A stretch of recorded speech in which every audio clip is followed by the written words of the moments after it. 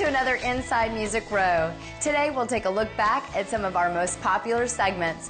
We'll check out a #1 party with Lee Brice, then hit up Kevin Carter's Waiting for Wishes program. We'll also talk with Trace Adkins and then chat with Dolly Parton about her latest album. All this and more coming up Inside Music Row.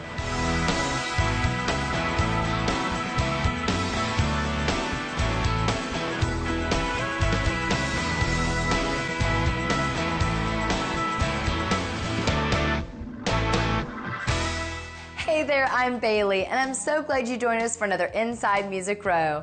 We've got a great show today where we are taking a moment to reflect on some of our most popular features of the year so far. We'll start today's show with a special #1 party for Lee Brice. Lee has had tons of success as a writer, but ironically, his biggest hit as an artist was not one of his own. Kelly caught up with Lee and the writers of Woman Like You at a party to celebrate.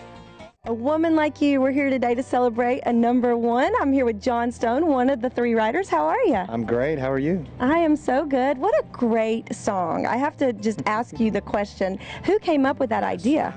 Well, actually, my girlfriend, she asked me these questions, and I, just one day got a little smart with her in the shower and said, well, if I'd never met you, I'd be probably hanging out with my buddies and doing all this stuff. So I guess I came up with the idea. Well, my girlfriend, but me.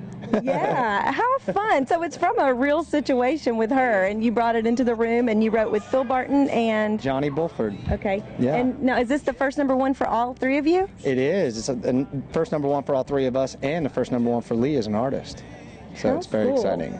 Now, Lee Brice is a good friend of yours, and you actually produced a lot of this whole album, right? Yeah, I co-produced the record Hard to Love with Lee, and I think I wrote 7 songs on the record, and Woman Like You's one of them.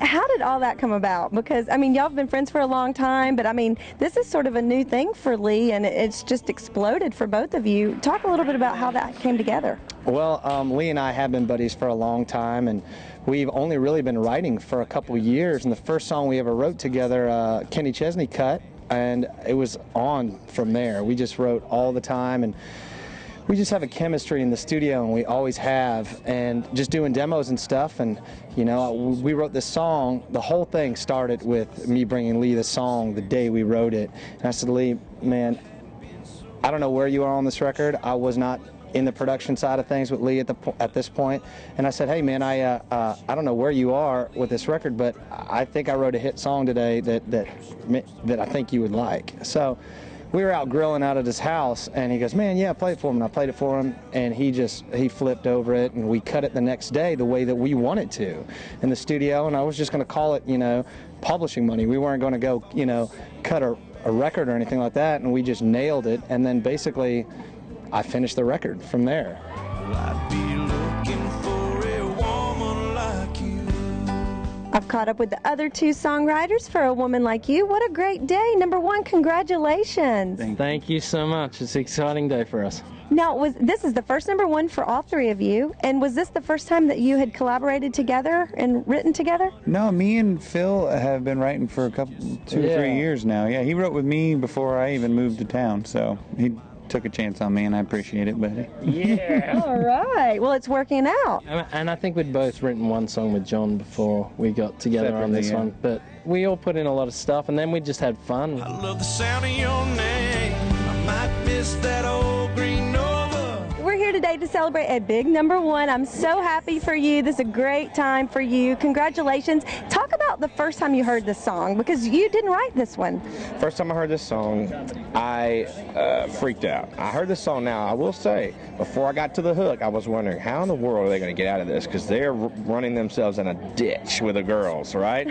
But boy, they pulled it out so fast and so hard, and it's so awesome. I knew this was the song that was going to give me my first #1, and I told my record label that, and I told them I bet my career on it. All right, and we listened to you, and you got to do this on this album. And talk about the difference on this album. Your single right now is flying up the charts. Just what kind of creative control, and you worked with John Stone on this, who's a buddy. I really kind of fell into how this record happened. And part of that was A Woman Like You. We did a demo and it turned out to be the record, so the record label said, well, that was great, why don't you just make some more music? So nothing could have made me happier than to be able to go make music with my friends. And that's basically what I did for this whole record. Made some music with Kyle Jacobs and with Doug Johnson, my producer I've had forever, and with John Stone. And so it was nothing better than making music with your friends. We have to take a quick little break, but we have lots more ahead on our special look back. Make sure to come on back for more Inside Music Row right after this.